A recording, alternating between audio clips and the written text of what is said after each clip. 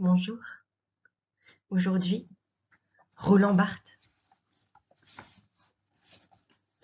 la littérature après 1968. Géographie.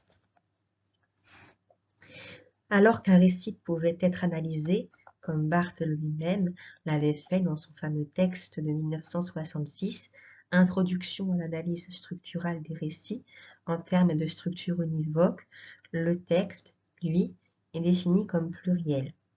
Tissu, tissage, tresse, métaphore que Barthes reprend inlassablement, qui ne peut s'éclairer et se démêler que par une autre critique, une réécriture.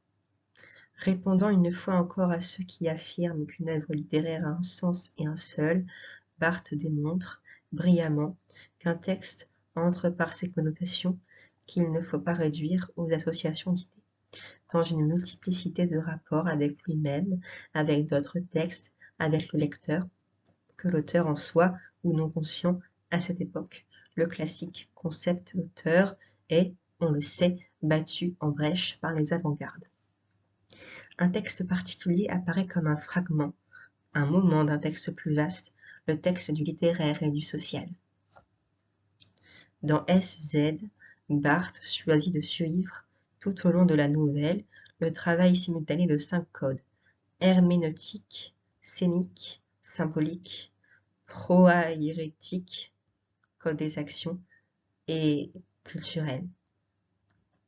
Appuyé sur une conception lacanienne du sujet et de l'imaginaire, son concept au désordre apprêté, où les fantasmes du lecteur rejoignent ceux de l'œuvre, propose, au fil du découpage du texte de Balzac en lexie ou unités de lecture, en même temps qu'une série d'interprétations hardies et séduisantes, une théorie de la littérature régénérée par une série d'aperçus novateurs. Le modèle de la peinture.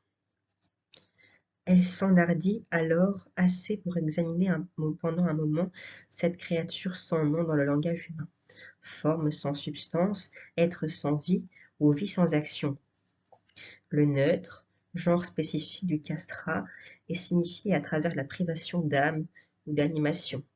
L'inanimé est, en indo-européen, la détermination même du neutre, la copie privative, sans, et la forme diagrammatique de la castrature, apparence de vie à laquelle il manque la vie.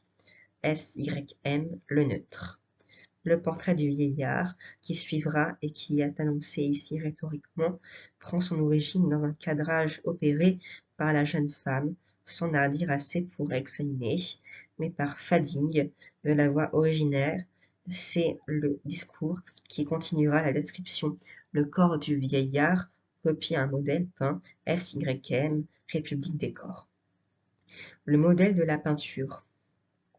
Toute description littéraire est une vue.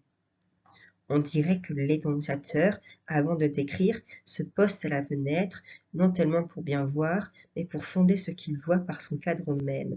L'embrasure fait le spectacle.